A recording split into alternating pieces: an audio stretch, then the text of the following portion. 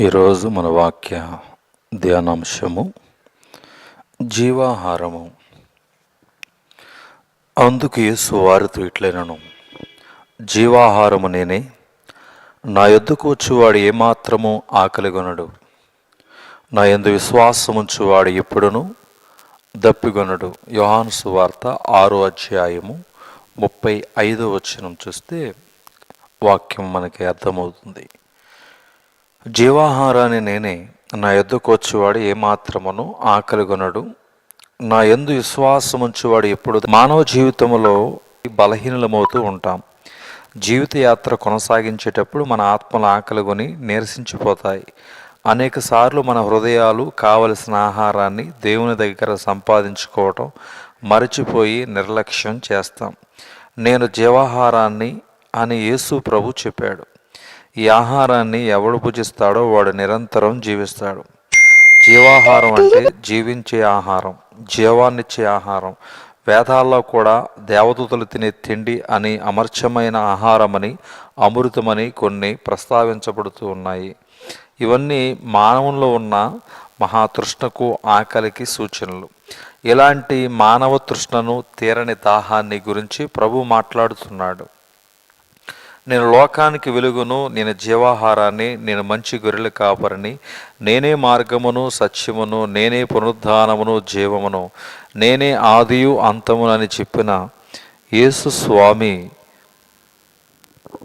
నేను జీవాహారాన్ని చెప్తూ ఉన్నాడు. ఈ పోలికలు యేసు ప్రభువుకు ఆయన భక్తులకు ఉండవలసిన అన్యోన్య రాగం, నిత్య సంబంధం, ఎడతగిన ఐక్యత కనబడుతూ ఉన్నాయి. యేసు ప్రభు దగ్గర విశ్వాసులకు దొరికే ఎడతగిన బలం ఈ పోలికలో స్పష్టమవుతూ ఉంది. ఈ సందేశాన్ని వింటూ ఉన్న మనమంతా ఒక్క క్షణం ఆగి ఇప్పుడే ఈ సంగతి ఆలోచిద్దాం. మనం జీవాహారాన్ని సంపాదించామా? యేసుక్రీస్తు ఆయన ఇచ్చే బలాన్ని అనుదినం పొందామా? ఈ రోజుల్లో ప్రజలకు తీరుబడి ఉండడం లేదు.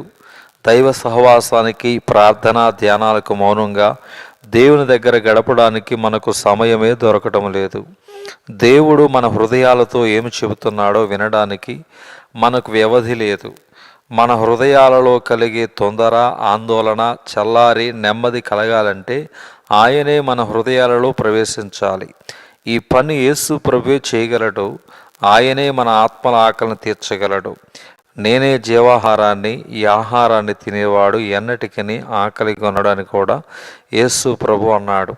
మీరు ఏది తిన్నా మరలా ఆకలి అవుతుంది అని ఆయన చెప్పాడు.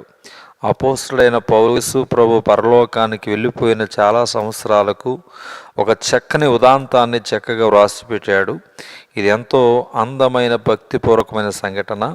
ఆయన తను అప్పగింపబడిన రాత్రి రొట్టెను తీసుకుని దాన్ని విరిచి తన శిష్యులకిచ్చి, ఇది పుచ్చుకుని తినండి, ఇది మీ కొరకీయబడుతున్న నా శరీరం అని చెప్పాడు.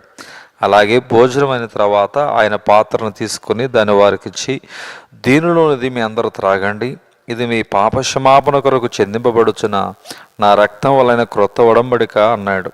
క్రీస్తు జీవితంలో చివరి రాత్రి శిష్యులంతా దుఃఖముతో ఉన్నారు. ఎవరు ఎక్కువగా మాట్లాడటం లేదు. యేసు ప్రభు ఆయన శిష్యులు పస్కా పండుగను ఆచరించడానికి యెరూషలేము వచ్చారు. మేడగదిలో బస దొరికింది. పస్కా విందుకు అంతా కూర్చున్నారు. అంతా నిశ్శబ్దంగా ఉంది. ఇశ్రాయేలుకు ఆచారమైన పస్కా విందు చేదు మూలికలతోనూ పొంగని రొట్టెలతోనూ ఆరగించడానికి వారు సిద్ధంగా ఉన్నారు. యేసు ప్రభు తన పై మీద వస్త్రం తీసి అవతల పెట్టి, తువాలు తీసి నడుముకు కట్టుకుని గిన్నెతో నీళ్లు పుచ్చుకొని శిష్యులందరి పాదాలు వరుసగా కడిగారు. ఎంత విధేయత, ఎంత గొప్ప మాదిరి, ఎంత గొప్ప గంభీరమైన సూచన!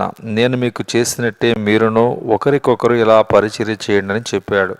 ఇది అయిన తర్వాత ఆయన రొట్టె విరిచి, ఇది నా శరీరం, దాన్ని భుజించండి అని పాత్రలోని ద్రాక్షారసాన్ని దీవించి, ఇది నా రక్తం, దీన్ని పానం చేయండి అని ఆయన అన్నాడు.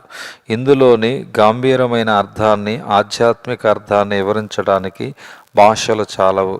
ఆయన తనకై తానే తన అనుచరులకు, తన ప్రియులకు సమర్పించుకున్నాడు. ఒక మర్మమైన అనుభూతిని వారికి దయచేశాడు. విచిత్రమైన రీతిగా వారు తన్ను అనుభవించాలని ఆదేశించాడు. భోజనం అయిపోయింది. శిష్యుల హృదయాలు ఏదో విచిత్రమైన అనుభూతితో నిండిపోయాయి. వారి మేడగది చల్లటి ఆ రాత్రి వేళ రాళ్లు పరిచిన యెరూషలేము వీధుల గుండా నడుచుకుంటూ పట్టణపు గవిని ద్వారం దాటి ఒక లోయ గుండా నడిచి ఎదురుగా ఉన్న ఒలీవ కొండకు వచ్చారు. ఆయన అక్కడ మోకరించి ప్రార్థన చేశాడు. తన కోసం, తన అనుచరుల కోసం, లోకం అంతటి కోసం ఆయన ప్రార్థించాడు.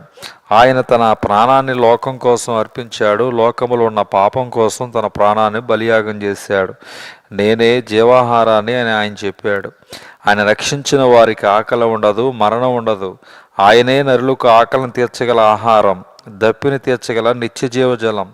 ఆయన మన హృదయాల్లో ప్రవేశిస్తే మన ఆత్మలకు గొప్ప విందు, నిర్జీవమైన మన ప్రాణాలకు ఆయనే గొప్ప సత్తువ, అలసిపోయిన మన హృదయాలకు ఆయనే విశ్రాంతి. దేవుడు ఈ కొద్ది మాటలు దేవుడు మన వెనుకల్లో భద్రం చేయునుగాక. ఆమేన్.